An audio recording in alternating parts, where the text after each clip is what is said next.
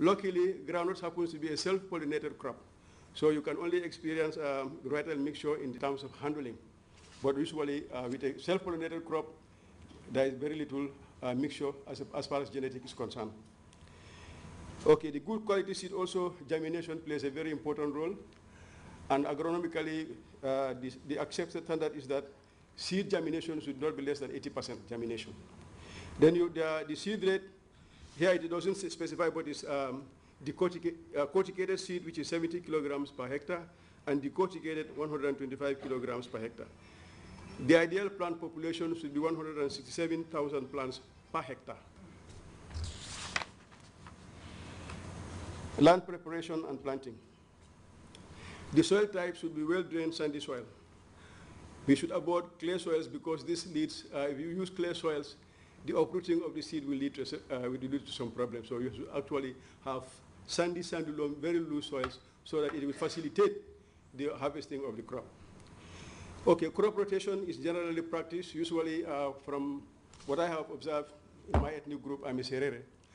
We rotate groundnuts with early millet. We generally rotate groundnuts with early millet.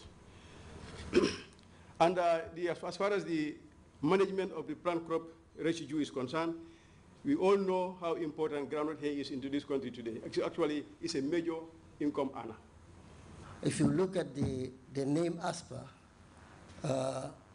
before anybody going further to explain who ASPA or who the members are, I think the name implies. It tells you who ASPA is.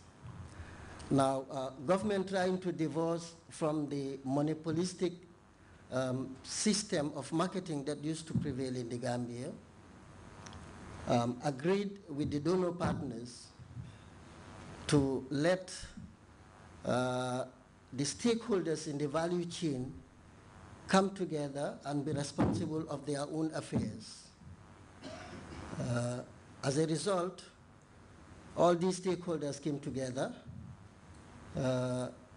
form an association, which is an interprofessional association, taking on board all the stakeholders, all the players on the ground. ASPA's mandate is to manage the groundnut subsector, organize periodic trainings for the membership and license holders on the quality assurance issues. Again, ASPA secures adequate financing for quick marketing and evacuation of purchased produce stocks. Now, when we say secure, it doesn't mean that ASPA will go to look for funds and then give it out to buy the crop. But what ASPA does there is to mobilize credible buyers, operators, who would have the finances possible, who would have the resources to be able to buy the crop from the farmers and market it without resorting to any form of credit or whatever that used to happen in the groundnut sector.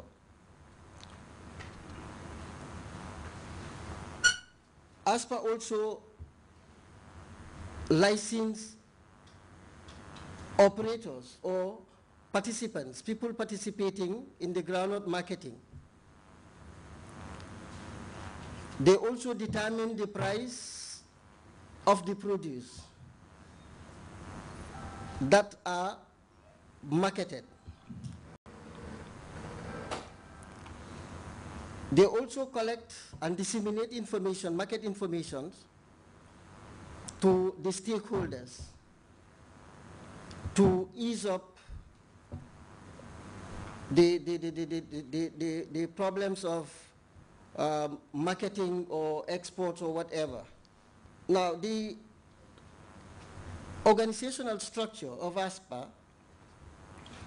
as I said earlier on, the name implies.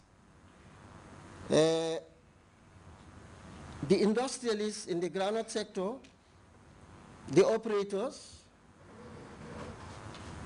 the transporters, farmer organizations like the CPMS, input service providers, private traders, agricultural researchers,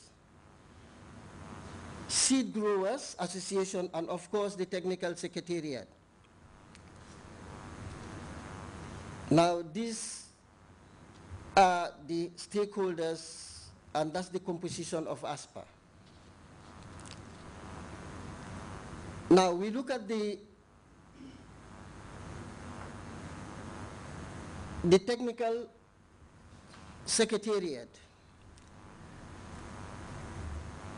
Now the technical secretariat in collaboration, or let's say organizing the stakeholders who would formulate their own rules,